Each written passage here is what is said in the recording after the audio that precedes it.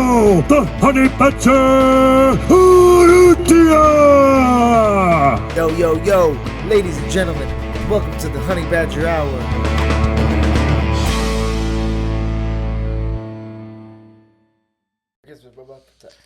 Merry Christmas, motherfucker. Oh, arigato.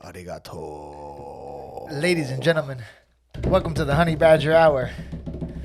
Christmas edition, episode 62, with my dog, my cornerman, my wingman, my barber, my best man, my dog, Guillermo Marin. What's happening, my brother? What's up, baby? You see how, like, he just named all that shit? I wear many hats because I'm bald. You like that, right? I'm wearing a Christmas hat because I'm bald right now. Yes, sir. I love it. Get that shit started like that. Boom. So if y'all don't know, we were already 30 minutes into this conversation, but your boy didn't press record or it shut off, and we're having some major technical difficulties. Let me tell you something, bro. It's like that movie Groundhog's Day with fucking Bill Murray. Like, you just waking up to the same shit. My bad, dog. It's okay. Hey, it's okay. That's what we get for starting too big. As long as you keep on feeding me drinks, I don't really give a fuck. That's all I gotta say. It's the holiday season. You know what I'm saying? And yo, we got some turkey in the oven coming soon. Oh You my feel God. me? Yo, you would act like it's fucking Thanksgiving. Happy Thanksgiving. We doing it. Oh shit. Damn, doggy. So how long have I known you, my brother? When did we meet, bro? When did you first come to Enrico Coco's Zen Jiu-Jitsu? So it was after my first pro fight, which was in 2010. So I want to say 2011, 2012. I want to say you were like one of the team captains back then, dog. You were already fucking smoking shit back then, you know? No way. So I was already nice with it, dog. I think you were blue or a purple belt. I'm not sure exactly. That's why we vibed out. Exactly. So you came and we just had a war, like right away. It was two peas in a pod. The way we moved and scrambled dangles. It was a competitive fucking kind of like brotherly kind of like we would kick the shit out of each other, but like in a friendly, fucking bugged out way, bro. I remember one day we decided to enter like we jumped into a naga. We were gonna go corner at a naga. We were gonna corner. We were just gonna corner. That was it. And somehow you talked me into like, yo, let's jump into the competition. And no, there's so much more to it. We're blazing on the way to the competition. We were smoking cannon-sized blunts. Thinking we were gonna coach. Thinking we were just gonna coach. We're just like, yo, we're just gonna tell people what to do. And fucking Enrico was doing his shit at the time, and we were just trying to help him out. And last minute, we were like, yo, you know what? We're gonna enter. But before that, we were hotboxing in your pickup truck, and we ran out of gas. And we had to get off the fucking turnpike, run to a gas station. No. We had to wait for a guy. We had to wait for the people to come around and give the gas. Remember? We had one of those. I don't even remember that part. Dog, we had an emergency helper saw us on the side of the street. Is that what happened? And he gave me like a little nudge to get us to the next fucking... Dog, I have a joke about that fucking day. That's why I thought about that joke, bro. I have a joke. It says I ran out of gas more than once in my life, but I never ran out of weed. Here's the thing. Never ran out of weed. We were too stupid to fill up my tank with gas, but I had a bunch of blunts. We had like three blunts. We had enough weed to get through a storm. We had enough blunts for a fucking hurricane, bro. Like, we could have just been shut down for weeks. Yo! That day was mad funny because I remember you entered a competition and you were up like 22-0. And you kept on fucking trying to pass Buddy's guard, like if you were down 22 points. Where I was like, yo, Emilio, and me being the fucking geezer that I am, I'm like, yo, just stall, like stop fucking, like you're winning 22-0, stop moving, good times, bro. What a fucking great era. Damn, but yeah, that was around the time, that like it was right after. And I think before that I had like done some. I never had an amateur career, so before that was a fucking I did like a backyard fight. No way. Oh, that's right, dog. Oh my God. That's when Florida back in the day was kind of like big with backyard fighting, Kimbo Slice, Level. So where were you training at? Where were you training at when you did the backyard fight? At the time, I think I was at now it's called Freedom Fighters. Back then it was at Tigres because it was Eric Castaños, Tigre Castaños, and Manolo Lopez at the time. And I was getting ready back then. Before that, I was with the Avalon brothers, and I was just a straight jiu-jitsu guy, you know.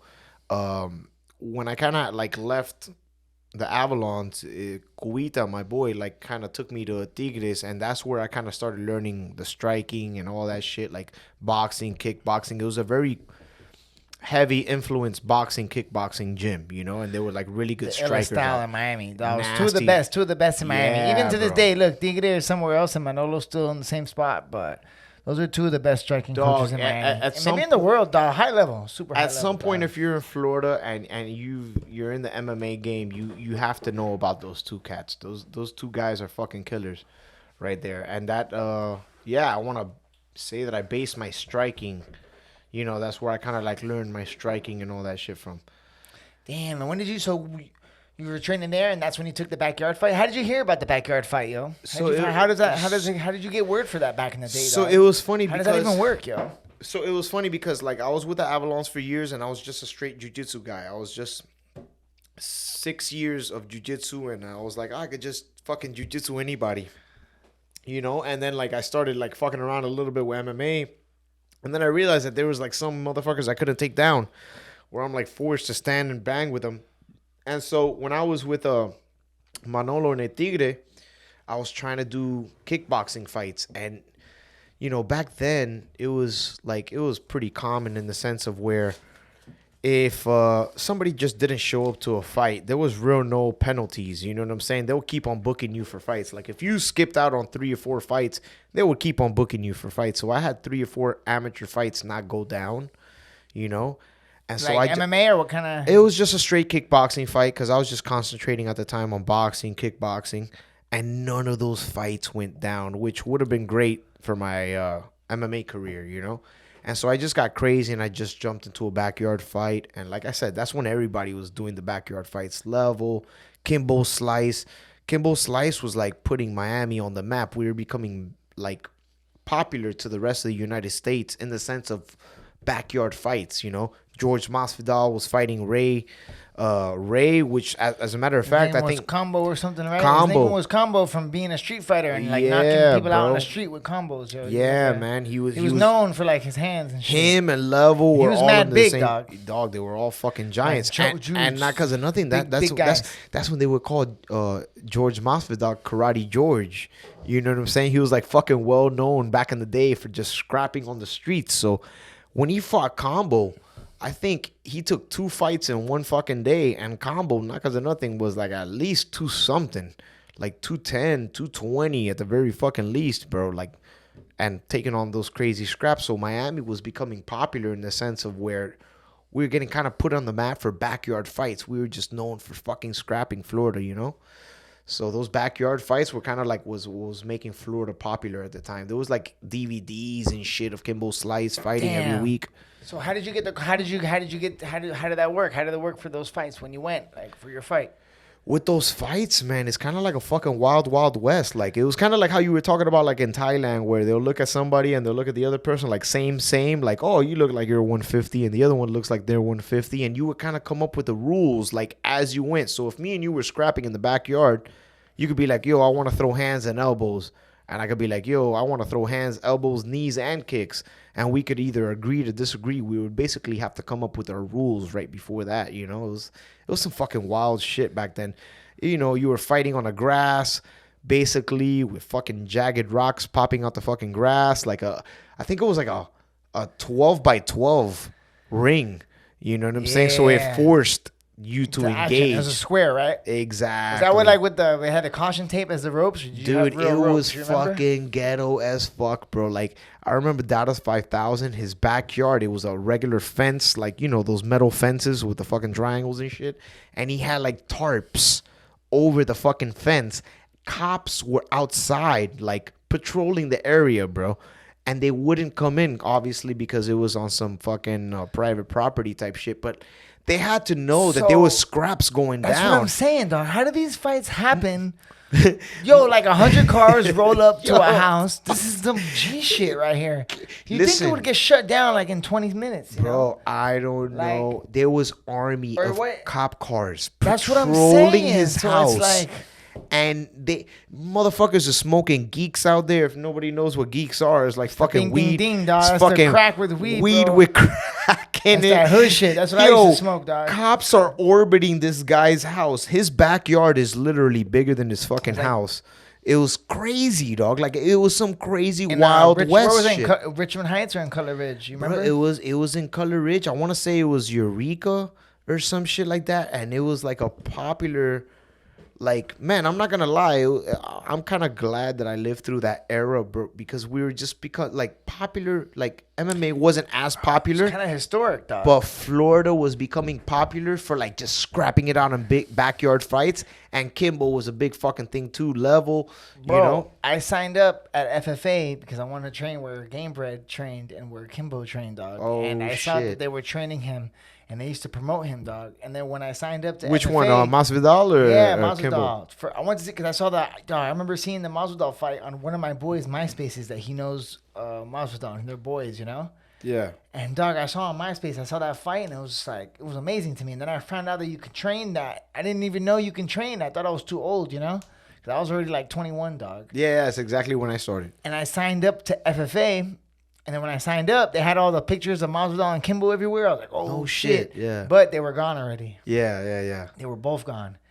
And that's why I met Coco, dog. So I was just training in Coco's class in FFA just the whole time. I would always train with him, you know? Yeah. I didn't even take nobody else's classes, dog. I just went when he worked. Yeah. And then Which he had like probably one of the more popular classes. He had one of the more out popular classes, but at the time they were like he had like some crazy. He had like the late night class at 10:30, which was good because I was going to school, dog. Yeah. I was working full time and going to school, so when I would get out of work, I can hit up his class like at 10:30. I mean, when I get out of class, because we would work till 4, and then go to class from like 5 to 8, and then I would pop in like a 9 at the end. You know, Was that after or before your poker days? this is just after, dog. Just after. This is how I got into it because the poker was making me crazy, dog. But yo, hold on a sec, dog. So fucking. Yeah, so did you train at FFA too or never? Yeah, I was. That was the first. Like, all right, so Damn, everybody starts at FFA. Huh? everybody In had a Miami, great dog? base at FFA, bro. It was funny because I started with like the very first class I think I ever took like in a fucking dojo was Mike Cordoza's gym. No way. Yes, dog. and it was a half jiu-jitsu, half aikido. Like they would do like aikido and shit. You know, and there was pictures of Steven Seagal everywhere. It was fucking crazy.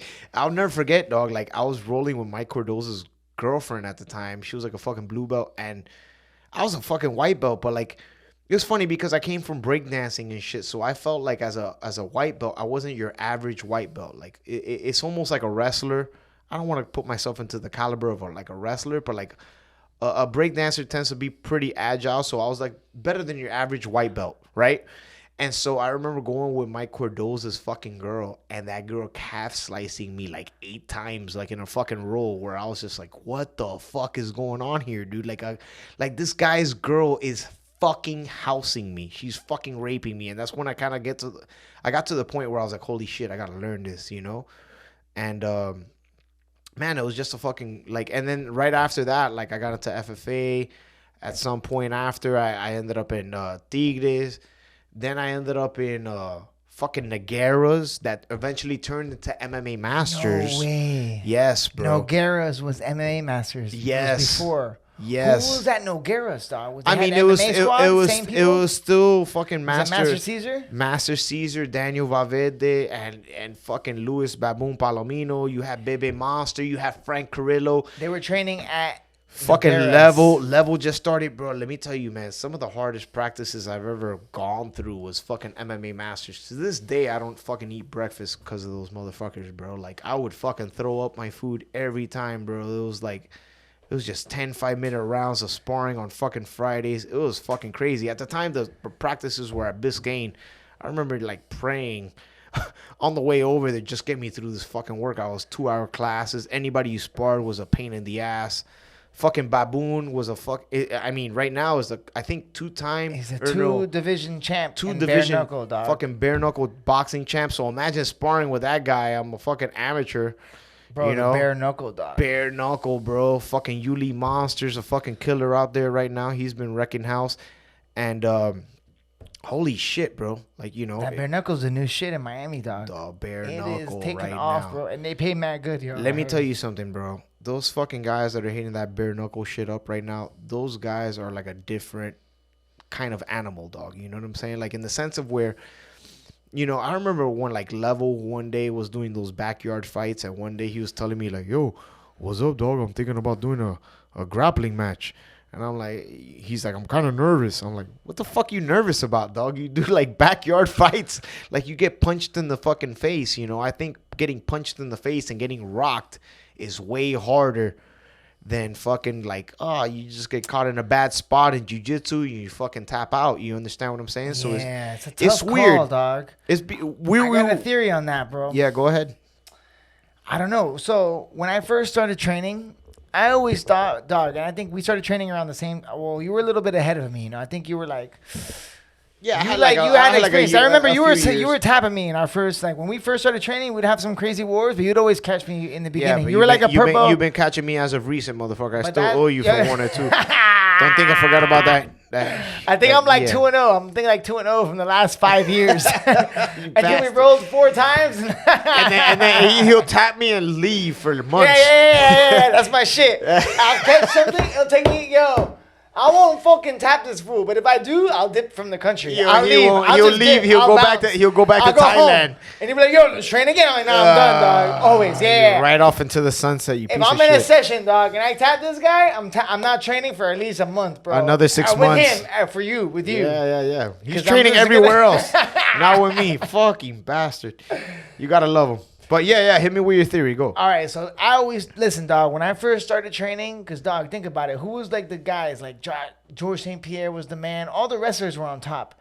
So I always thought you needed to like learn. I always thought you need to learn wrestling and jiu-jitsu first. Yeah. So that no matter where the fight goes, you have a good string. Like if you're fighting a striker, you could just take him down. And if you're fighting a really high level black belt, he can't submit you. So I always thought wrestling and jiu-jitsu is the first thing you need to learn. But now, dog, after like a long time in the game, bro, I think the best way to do it is like learning striking first, dog. And boxing and MMA, so that you don't get knocked the fuck out, and that the wrestling and jiu-jitsu is easier to catch on, especially later in the game, you know? Because like imagine your first 5 fights, right? If you start off with a rough career, which I know a lot of people who've had rough careers, but I noticed the guys who have a rough career transitioning from kickboxing to MMA, meaning they get tapped out a lot in the beginning of their career. Yeah, it's not that bad. Even if they start a little bit older into MMA, they still do good. The jiu-jitsu, you get tapped out, you submitted, dog, you can learn how to defend that. But if you start your first 5 fights and you get knocked out 3 or 4 times real bad, and you're a grappler, it's hard, bro. It's hard to recover from, dog. Listen, man. You know what I'm saying? No, I know exactly. Like, I don't know if that makes sense, dog. So now I'm starting to think now, if I would go backwards, I would learn to just, you get start from striking? Get nasty at striking, bro. Especially when you're young, because it's harder to pick up striking later in life. You know what I'm saying? Like, you're not going to be throwing wheel kicks at 34. So what's that saying, bro? Like, if you come from a boxing background and somebody clips you, your shit is to fucking set your feet down, bite down on your mouthpiece, and start throwing. Start throwing. Yeah. You know, or defend yourself. You know? If you're a fucking wrestler and you get clipped, your first thing to do is fucking shoot. That's what I'm saying, dog. If you're a jiu-jitsu guy, if you're a jiu-jitsu guy, MMA, that's almost the worst thing to do. If you're a jiu-jitsu guy and you get clipped, they sit on their back and invite you into their fucking guard. That's one thing, you know, bro. So not because of nothing. I know what you're saying because I cannot stand the guy who fucking falls on his ass, bro. To me, there's nothing that looks worse than a fight. Hey, you pussy! Come on, guys! Like, get in my guard! Get in between my legs! Bro, that shit gets me so mad, dog. There's nothing. Come here, you pussy! Get in my legs! Nah, hey, listen, bro. But how bad would it be, bro? Imagine getting your legs cooked in a scrap and you can't stand up, Let me tell you something. Out of all the pains, bro, tell me what's like, out of all the pains you would feel in a fight, what do you think is the one pain you would not want to feel? Getting snuffed in your fucking head. I'd rather that than get leg kicked. It's funny. But getting your legs cooked, dog, what's worse? Nah, dog. Hey, listen, You're telling me that you'd rather get your legs I'd rather cooked? you cook my legs. You're fucking crazy. You what? Are you crazy? In the moment? What are you talking about? I don't know, dog. You talking about getting your head cooked? Are you serious? I want to remember my fifth. I want to remember my 5th birthday, dog. I want to remember where I parked my fucking car. All right, look, you can cook my legs, bro, and I'll be fine in 8 days. Do you want to get TKO'd with your legs, or do you want to get TKO'd with a knockout? Bro, if I'm gonna get My TKO'd, God, listen to me. I If don't it want was- to be crawling on my. No Hey, way. listen to me. If you had look No. my own, you know what G my stands fear, for? that's my G fear. stands for greedy, and I'd rather Jiu-jitsu G. I That's how ra- Yuli knows he's Jiu-Jitsu G, dog. Yuli, shout out to Judy, though. That's my Homies. dog, He was Yuli, on right the there. podcast in the studio. But either way, it kind of goes back to what I was saying with like a guy like Yuli. Like you could get that guy that he's good with striking. You understand what I'm saying? And they're comfortable under that firefight. Meaning, Yeah, you gotta get comfortable, dog. Like for a guy to be able to get clipped and keep on fucking coming forward, that's hard, dog. It's hard. You understand what I'm saying? If you're in a jiu-jitsu match and you're just in a bad spot, I've been north-south before when I was like a white belt, and I was like, holy shit, I'm just gonna fucking cardio tap my way out of this shit because I don't want to have to deal with this, you know?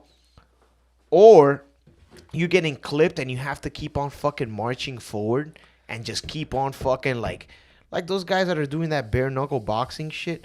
Holy fuck, dog. You get like a fucking 10 count and then you get back up and you got to go right back into possibly getting concussed again, which is fucking crazy, which is hard, dog. Yo, I went You to know the what I'm saying? Yeah, dog. I went to the bare knuckle fights in the Hard Rock. I went to go see Yuli fight in one of his scraps, and then I was with Joe Ray too, bro. He had one of his guys fighting. Dog, everybody who got dropped in the first round won by TKO in the second round. Yuli got dropped. He won by TKO in the second round. The guy from Manolos from Freedom Fighters, who's the champ now, he got dropped in the first round, and then he won by second round. Bro, everybody who got dropped ended up winning the second round. And dog, the way your face looks after that shit. Listen to me, bro. You basically did that when you fought bare knuckle. You fought bare knuckle MMA when you did the backyard, right? I did. There's no raps with I that. did, but my whole game plan was like at some point I knew I was gonna go pro, and I didn't want to lose to some fucking random fucking guy by Some getting street clipped. fighter. And it's exactly kind of like what you were talking about in the sense of with the striking. There's like that 50-50 chance of getting fucking knocked out. Like you could have a guy that's number 2 in Glory Kickboxing fighting a guy that's number 10 in Glory Kickboxing or 15 in Glory Kickboxing, and it's just like a Russian roulette, bro. Whoever gets fucking caught gets caught. With grappling, it's a little bit more controlled. Do you understand what I'm saying? You could slow down time, if that makes sense. You could wrestle fuck somebody into submission or just a exhaustion or anything like that.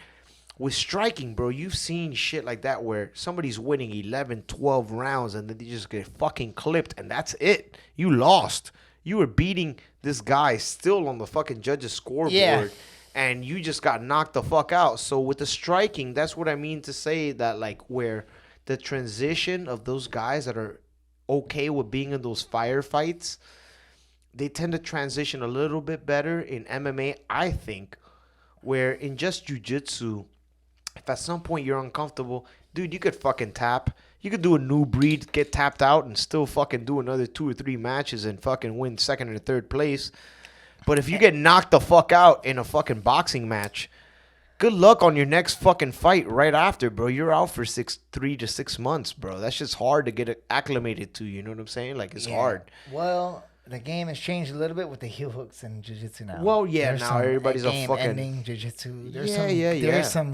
There is some motherfuckers that they That gotta are hold your leg. super You can tap. specialized. You can tap, but it's bros. These new submissions, these locks are tight and it's- fast, bro. and Where it's like, funny. even if you tap, you might have a blown out ACL. And A lot of high level jiu-jitsu guys are injured and off the market a lot because dog, that's the one that fucking blows my mind, bro. It's just we're both getting older, you know. I want to stay healthy, dog. So that's the thing now. Oh, too. dog, I'm 40 next year. I'm just fucking wrist locking people, bro. I'm just doing I'm doing straight dirt bag fucking moves. I can't sit That's here. always been your game, though. Since I've known you, dog, you used to I remember the first thing I know what you tapped me with, bro. The first was time I it? tapped, Was the first it time Dars?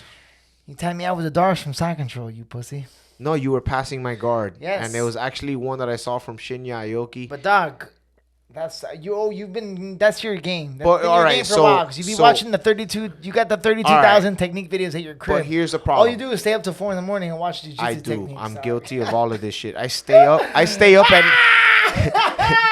They don't know, dog. We're like an hour in, but we're only 30 minutes in because we had the first half hour. You have no idea. I have an hour and 30 in this bitch, but it's 30. Yeah, I don't right know, now. dog. We smoked a blunt before this, and I We forgot to did. press record, and we talked for 30 minutes. So that's my dog. You know, this is life with Emilio. Either way, let me tell you something. So it's funny, bro, because like I've always been like a small dude.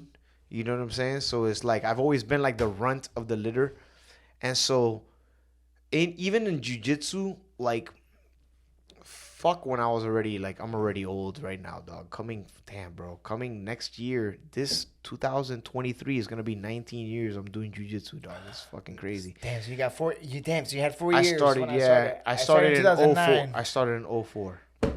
My dog. My My timing G. is right. My time is right. I said 09, 04. That's Yeah, exactly. yeah. Oh my god, A bro! I quick wish I would have started guesstimate. in 04, dog. I would have done anything. Bro, to start in fuck that. 04. I should have started earlier than that, bro. I was eating shit, breakdancing and shit. But Damn, you broke. Damn. yeah, breakdancing? bro. Eddie Oh, Bravo dog, shout always out, says- shout out to my boy Mario, dog, for giving me a little fucking shout out here, bro. That's one of my dogs from back in the day. You know my man. homie, bro. Bro, what are you talking about? We used That's to true. fucking get down in the get down. Not because of nothing. Little fun fact. I think one of the last breakdancing competitions I entered, it was me and like a crew versus him and his crew. And I think they gave the nod to us, but not because of nothing. I feel like they quick late confession. I'm saying it now. I feel like they won, but I took it at the time because I was like, oh shit, I need this prize money. But yeah, I feel like they won that shit. Like I think they smoked us. Mario, shout out to Mario, dog. Super Mario. My boy has been Super breakdancing. Mario, B-Bay, My Super boy, Mario. How long? my boy has been b-boying since, bro, for a hot minute. Cause I was b-boying. Shit, bro. I want to say I started like at 96, 95. I know I'm hopping all over the place here between jiu-jitsu and fighting and all that shit. Nah, it's all right. Hold on. We're going to do some B-boy talk right but now. but Mario. When did you start? Mario, yeah, I want to say like 95, 96. You dog. started B-boying in 95, 96? 95, 96. And dog. was Mario, you met him through the B-boy I scene? met him. I want to say I met him obviously through the b-boy scene, through Bebe, Ground Zero, and all those cats.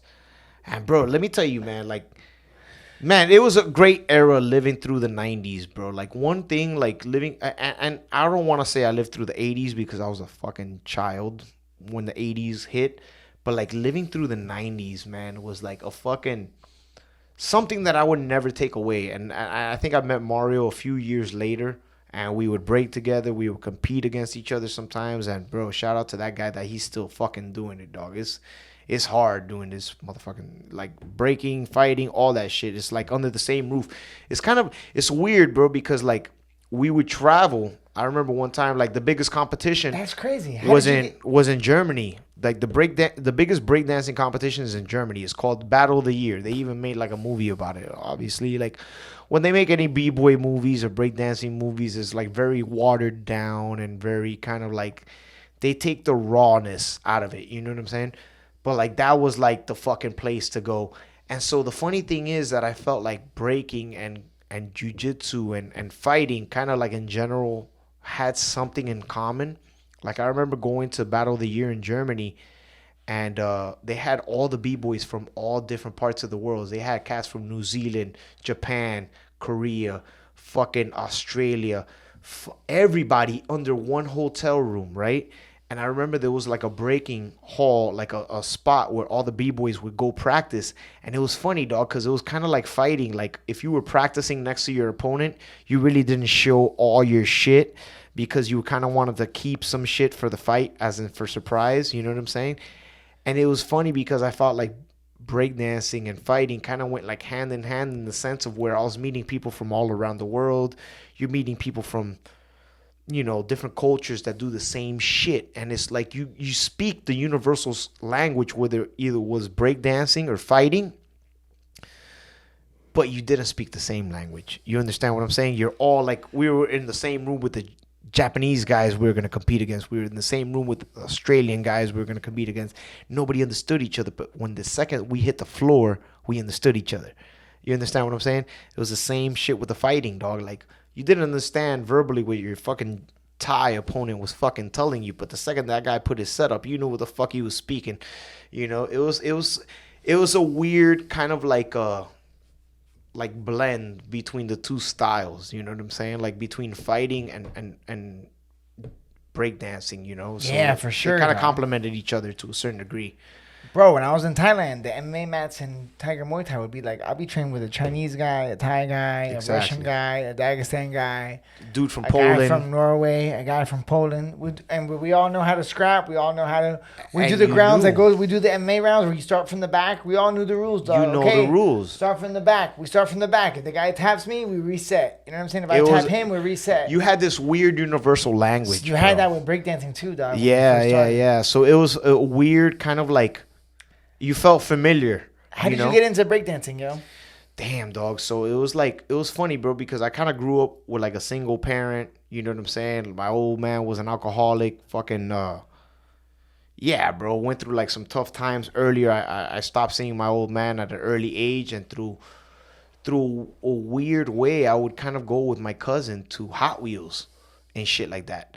And so at first, you know, everybody had the cool skates, the Rydels, which were like some fucking $400 skates at the time. And Carreras was like $200 skates. I kind of showed you were like a second class guy, right? It kind of felt like I was in Titanic, where I was like, I'm like the third class motherfucker, right? I'm getting the rentals. I'm getting the rentals and shit.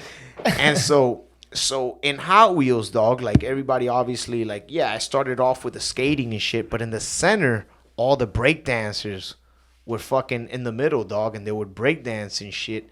And fun fact, dog, like in the 90s, bro, it was like, man, it was a it was a great era. It was kind of like what Bill Burr talks about. It was like there was still bullying around. There was still fucking fights and fucking gangs and shit. And it was a gang infested time, bro. Like it was like one of those times where if somebody even tried you a little bit, you had to scrap. If not, like, it's like going to jail and fucking like not fighting. Everybody knew you were a pussy and they knew they could punk you. You know what I'm saying? So when you were in the 90s, you had to scrap. You had to fucking, so when everybody was like, at first I got into the skating shit, and then I started going into the center of Hot Wheels, and all the b-boys and graffiti writers would fucking be there. And then I kind of fell in love with breakdancing, dog. I saw like the first guy hitting windmills and shit like that. All I cared about was power moves. I didn't give a shit about flavor, footwork, top rock. I just wanted to go to a party, do fucking windmills, come out with the baddest bitch, and ride off into the sunset, dog. Like, I didn't care about anything else. I just wanted windmills, you know? Yeah, And he so- said you were good at power moves. Dog. yeah, That's that what was the script said on the power- that was all I gave a fuck about. Like, you know, I learned the flavor later, like meaning footwork and style and top rock after, because it was almost like mandatory. You know, it's almost like fighting without like, okay, I'm good at jiu-jitsu, but I suck at striking, or it was like one thing Yeah, without the well other. rounded. You needed everything. If not, you sucked. You were just a one-trick pony for the most part. And so, yeah, bro, like for years, I would travel, bro, even like competing, doing breakdancing competitions, New York, Chicago. Were you in a crew or something, or I how did was that work? in. I used to get down a lot with the Ground Zero. I was never in the crew, but I used to get down with them a lot. That was the first crew I started traveling with. Later on, I got into the Street Masters, which was fuck, bro. In the early '90s, Street Masters was like The crew to be in. the fucking crew to be in. Like everybody wanted to be in Street Masters. So there was Street Masters, Flipside Kings, Floor Fanatics. Like I remember, like What was Mario in at that time? You remember? shit Mario? Forgot. Did he I tell us want on to the say podcast? I know he was getting down with the Ground Zero Illmatic, he crew, was with iFlow. But I think that's the same crew. and then later on he got into Flipside Aerobat Kings. Skeletons. He was a little bit later, right? Yeah, Flipside He's Kings. a little bit younger than you. Yeah, just a tad bit, bro. But let me tell you something, man. Street Masters and Flipside Kings were the two crews to fucking be in, bro. Like, I remember going to Hot Wheels one day, and everybody used to wear those fucking T-shirts that had the old English letters of, like, their crew's name. So it would be, like, 20 Street Masters, another 20 They were, or like, in the 30 shirts, Flipside Kings, and they would fucking battle each other, bro. And I would just sit there as a little kid. Dog, this is a great era, bro. There was no iPhones, no nothing. You were just in the fucking moment. You would watch these two crew battles. Like, What is that? Bro, it was fucking like I'm so glad that I grew up through that era, because it was just watching, and b-boys were on some raw shit. Like, I don't know if that makes any sense, but like everything was on some, like, yo, you were just nasty, bro, with your style, with everything, the power, everything was fucking clean. Miami, flavor, there was no all the biting like. Miami bite was now. like a blend between New York and California. Did you ever do the booty dancing, battle rocking? No, I never Remember did that. I had a No, boy who was no, good at no. that. When I moved to no. Miami, that was the popular shit. When I Yeah, was there in were high- booty when I was in dancing 8th grade. crews and shit like that. But now, as a fucking b-boy, like, you just used to hook up with the fucking booty dancers and shit like that. You know what I'm saying? But I never got into the booty dancing shit. I had a boy that was do all that. Wow. I mean, Remember not because of that nothing. shit? He Remember was battle? chances are it was doing that because he was fucking getting play from the other girls in his crew. For the most part, yo. What were we saying earlier? The non-pussy pussy. The non-pussy ass getting pussy motherfuckers. In 8th grade, they In got the hottest 8th grade, cats. they in were ninth- they were eighth the grade fucking most popular dudes. You know, getting pussy but not getting pussy. Who were they getting? Like booty kisses. They were just We're fucking getting- dry humping. They were dry humping their ass and to booty death. dancing. That's like, it. Sex on dancing. They we were just have fucking they were, on our dancing. They were trying to get bitches pregnant through their Daisy Dukes. Basically, you was just fucking go ham back in the day. So you did all the arts, dog. So you were breakdancing, and then when you made the transition into MMA, were you already? When did you find barber cutting, dog? Because I feel like I should have learned that, bro. Damn. I'm mad So at the myself. cutting hair shit was it kind of went with the breakdancing shit, right? Because No way. all the b-boys had fades and fucking dope ass parts. You try to fade your boys, And right? I fuck my boys. I used to try and fade myself, yo. I used to give myself Super Bowls, dog. yeah, Like but soup that's how I bowls. started. But I stopped. I used to give myself soup bowls and go off into the sunset and try and bag a girl. Like, it was horrendous. Like, I remember So when you were doing the Super Bowls, because when I moved to Miami, that was a different era, right? I was So- cutting my own hair. But people were going to barbershops already and getting fresh fades. Dog, so it was funny. Like, where you found out, how did you get your, like, what made you get the, like, where your somebody had the So- clippers or something? so- You know what I'm saying? Because I so- remember when I was like 7th grade, we used to try and cut. I tried to fade my boys, and it was so bad. We were just like, all right. It we was used to horrendous. And when I lived in New Jersey, we used to take a fucking bus to the barbershop, to like the fucking the Puerto Rican barbershops Yeah, in Jersey, yeah. dog, like in the bodegas and shit, you know. But in Miami, it was like a scene too, dog. So, It was popular. Like, at one point, like, so if you everybody was didn't trying get to fade each other and shit. if dog, remember? if you didn't have a fade at one point in your life, couldn't you go to got school. no Super Bowl, play. remember Super Bowl? You got no play. You understand? There was father and son's barbershop. Like, if you didn't go remember, over there, where was Father and Sons? Where Blaze? that was on like 137th 137th and like Miller? between Coral Park. Which Which is the one that was by the golf course? Was that Father and Son? That was Mall of the Next Americas. level. Mall of the Americas. No. The one by the golf course in Kendall, dog. On like Miller. Oh, that could be Fat Fades. Fat. Hiram was there, dog. Where's that with my boy? I want to across say the street. Sam. My dog Sam was out there. He used to own that spot. Damn, so you started cutting hair mad early, right? 13, bro. I was 13 years old. I used to fucking. And that's how you made money in the beginning in life? What was your first job? Cutting hair? No, bro. So I used to cut hair. I used to cut my own hair. And I used to demolish my fucking haircuts. And then I was living in Kendall Gardens. And that Kendall Gardens is where, yeah, bro, I fucking started breakdancing. I watched the movie B Street. I started doing graffiti. And then, like, at the time, everybody, like, all the girls like dudes that had fucking fades. So I started fucking trying to fade myself up. And then I would cut guys in my neighborhood. And I would demolish these motherfuckers' haircuts. But for free. For free, dog. And they would come back. And I was like, they'll be like, let me get another fade. I was like, for real? And I would just cut them, dog. And I was horrendous.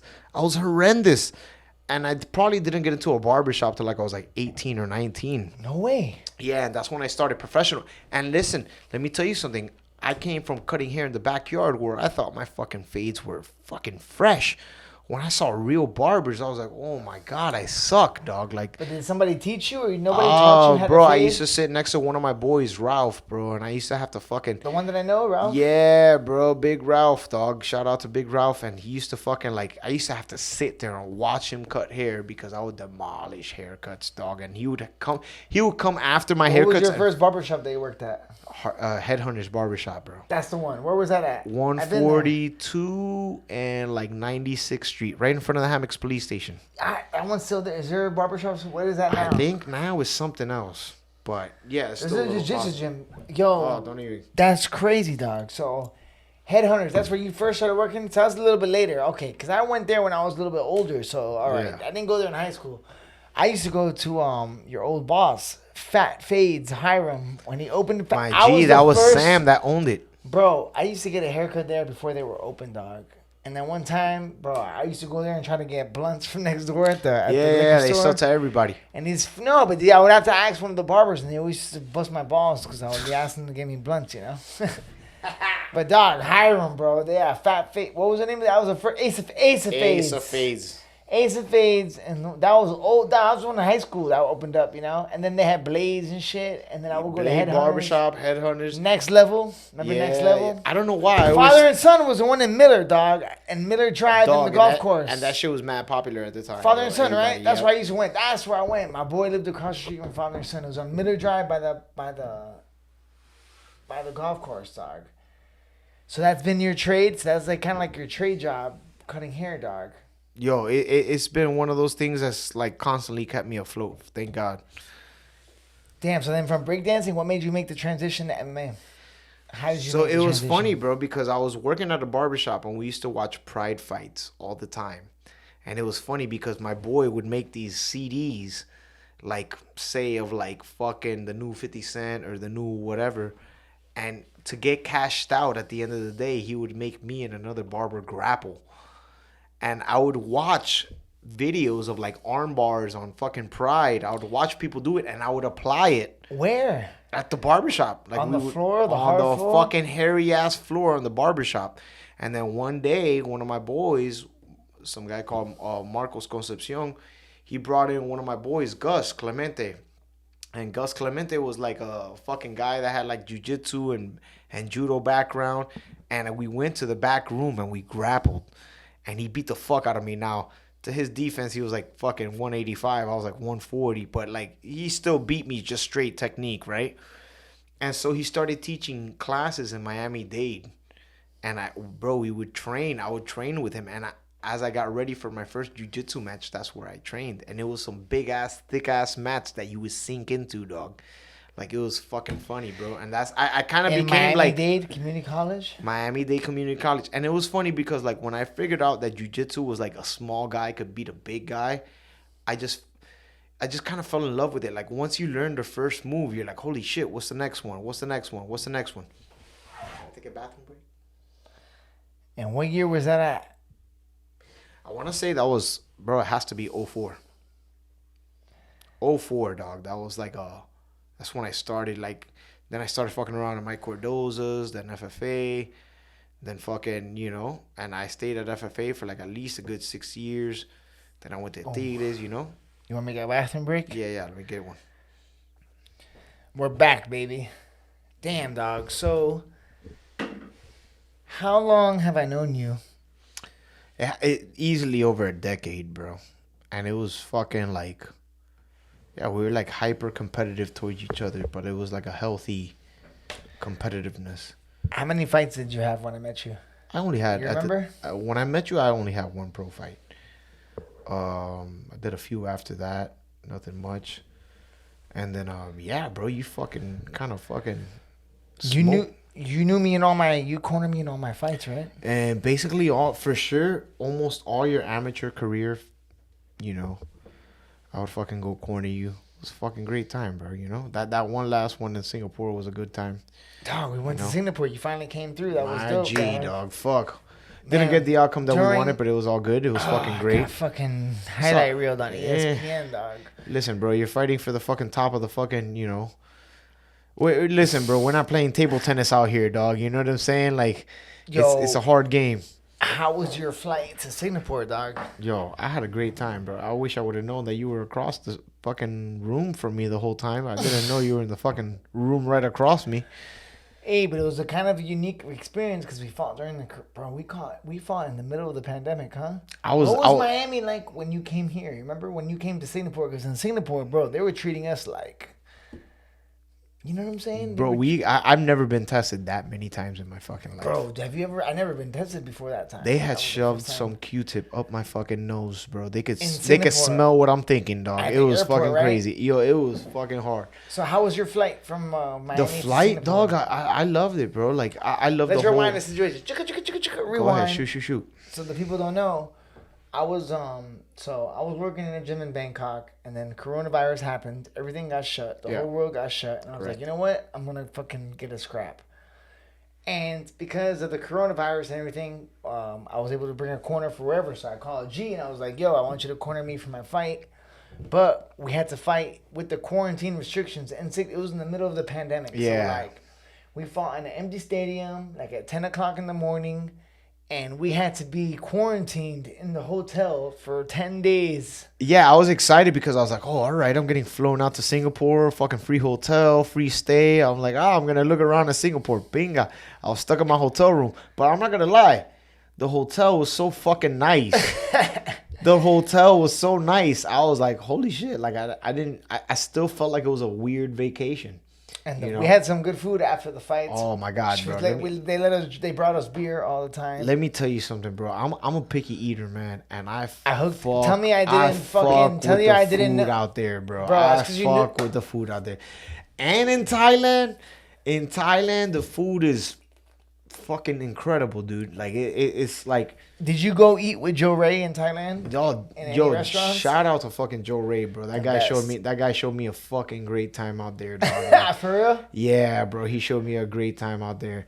He got me a fucking scooter out there. You know, the first day I was out there, I called it the Red Monkey. It was a fucking Red Monkey scooter. Either way, I had like 3 or 4 spots in Thailand. Like, I promised myself before I die, I gotta go back over there, dog. Like, there's just something about that place, bro. Like, and I don't know if it's because I watched that movie, The Beach, with Leonardo DiCaprio or what, but there's just something like special about that fucking place, dog, where it's just like a different. You get like an a energy there. What is it, bro? What is it about that place? it's special. The speed of life over there is a lot slower, and if you're an up and coming fighter, like if you're just a guy that's like in love with striking or even just jujitsu, bro, like the way to make it in fighting or in Muay Thai or anything like that is, I don't want to say it's easier almost over there, but like the lifestyle is just so much more calm and relaxed. You understand what I'm saying? Like, you would train 2 or 3 times a day and not even feel it out there. The food is impeccable. The people are incredible. You know what I'm saying? I didn't know that it was like I think it's the #1 visited place in the world, Thailand. Really? Yeah, I was Tourism is #1 there. That's what they thrive on, you know. Tourist, and so it's weird because like the Thais, like how tolerant they are of foreigners. You understand what I'm saying? Where I could see how any other countries will kind of get irritated by just different countries coming over and just wilding out in your own land. You understand what I'm saying? But fucking Thais are so accepting, and even with everything that they do, like there's a seriousness to their training, but then there's also like a playfulness to their fucking training where it's like very lighthearted. And like your training sessions over there don't really feel like the same training sessions over here, where it's like a little bit like over there you'll train, chill, fucking maybe teach a few classes and then fucking train again.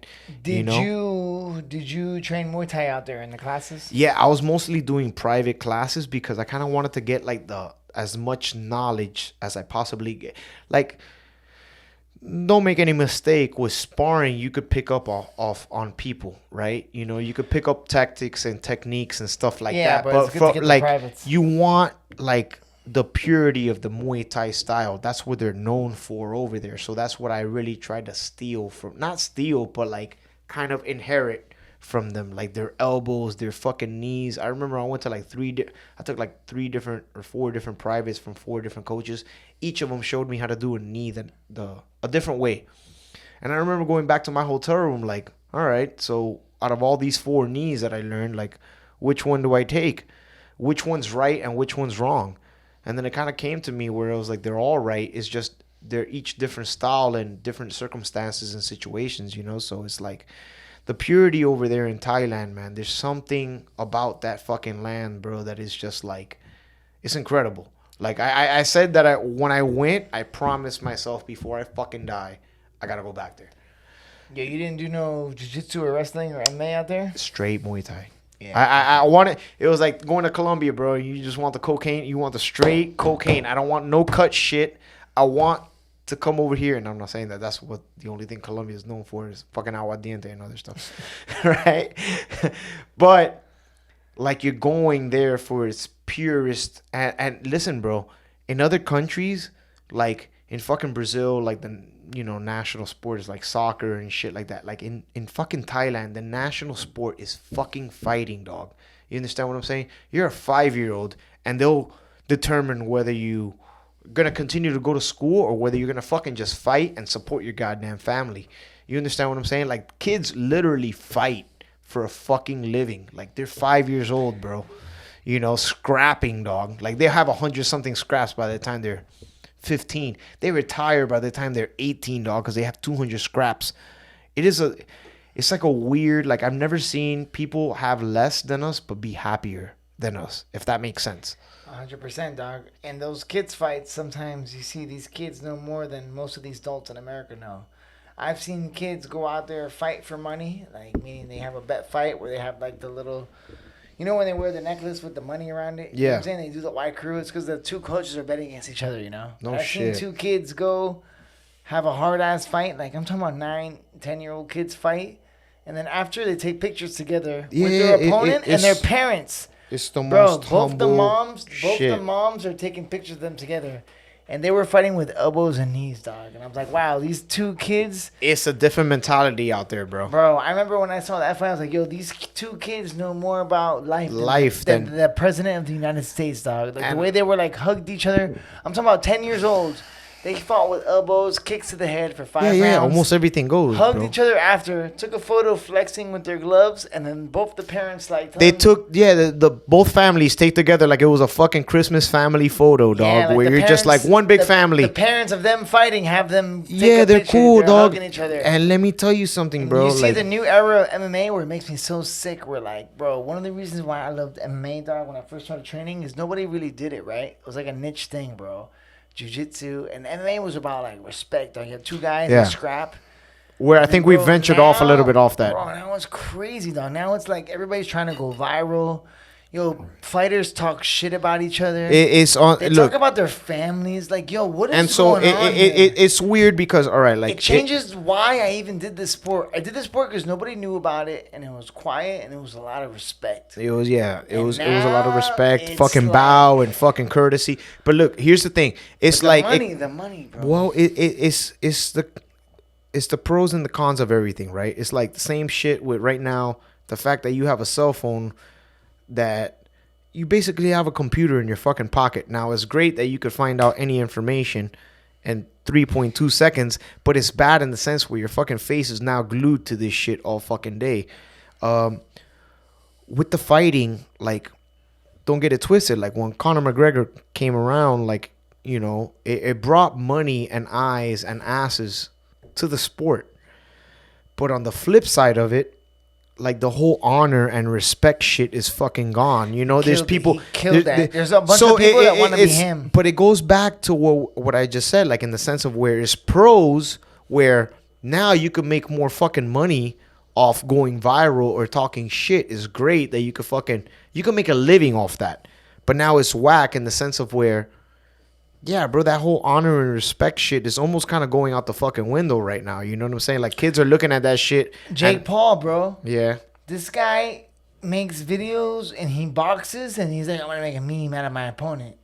It's like, damn, dog. Yeah. Why do you want to fight if somebody's gonna make a video of that shit, bro? Well, that's the thing right now. Am I being a pussy for thinking no, like that? it's just you know like what I'm saying? listen, like, if I bro, knock some guy out, I'm gonna put him.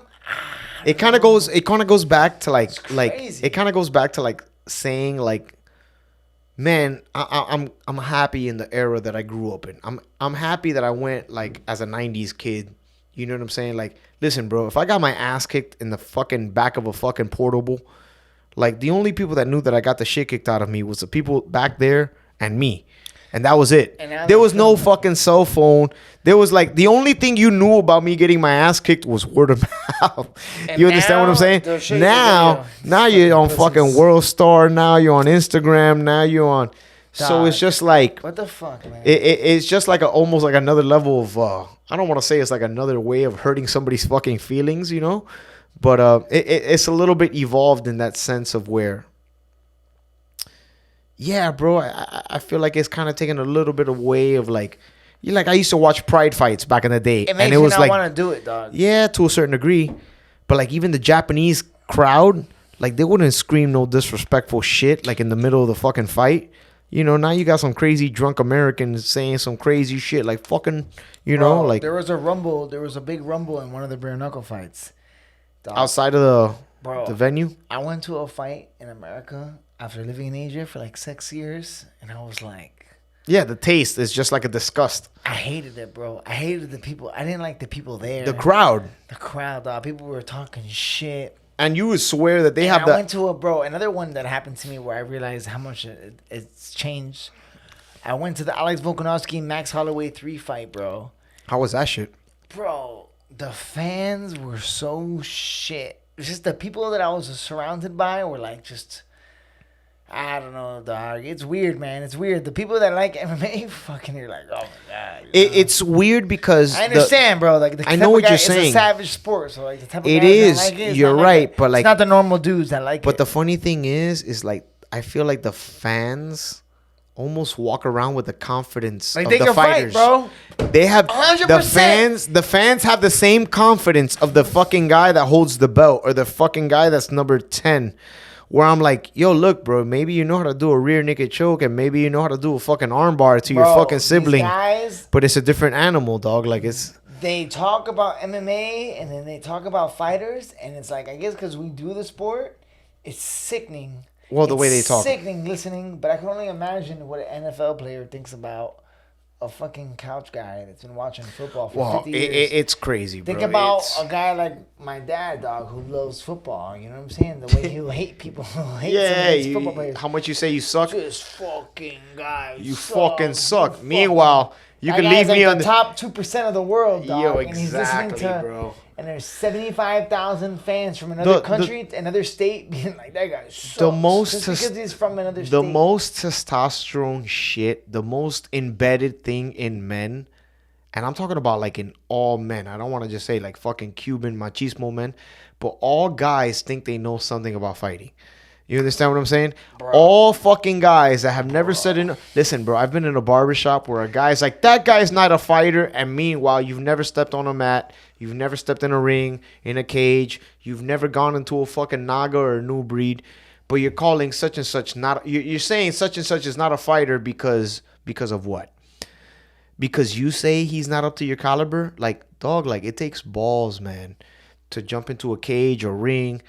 Even to a fucking jiu-jitsu match, you know what I'm saying? I think a jiu-jitsu match is a little bit easier in the sense where, all right, fine, bro, you get caught in a bad spot, you tap. Yeah, but now with the heel hooks, the game's yeah. changing, bro. Oh, Yo, yeah, I you was could talking to easily my get boy. fucking career changed by somebody getting you in a good heel hook, you know what I'm saying? So I know exactly what you mean on that. But, like, you get people, especially in the States, where in Pride, you'd watch a fucking MMA fight and the whole crowd was silent. You know what I'm saying? Somebody would go for an armbar. They'd be like, oh, like the whole crowd, like they appreciated the ground shit. In America, man, it's just like, God bless, bro. I just feel like it's everything, like everything else is already getting corrupt to a point where it's already leaving like a nasty taste. Bro, you got keyboard warriors calling fucking fighters out. They go to the gym. They get the shit kicked out of them. They still get back on their computer and talk shit. You're like, bro, what do I got to do to fucking prove a point to this guy? Like, it's wild, bro. It's some wild shit that's going on over here. But The game has changed. Have you noticed how long you been coaching now, jiu-jitsu and MMA? fuck, bro, I want to say since the first coaching job I ever had was in 2007. I stopped there, and then I coached here and there throughout the years. I went back into the barbershop shit and then fucking around with my fighting career. My fighting career ended, never went according to plan, you know. And then I just fell into the role of playing coach, and yeah, man, I've been doing that already now for like at least a good 5-6 years, you know. So it's one way of trying to keep sharp with some of the young bucks out there and still keep my body oiled. But yeah, nonetheless, man. All right, well, yo, my dog. Always a pleasure, sir. Dinner's ready. We're gonna do another one of these. Should we postpone it or should we shut it down? Should we close it out right now? Whatever you want, bro. It's your cheese, Chucky. All right, we're gonna have to edit this out, and then we're gonna. Hell yeah, dog. Bueno, yo. Booyakasha. If anything, we could keep on Yo. going. If not, te quiero.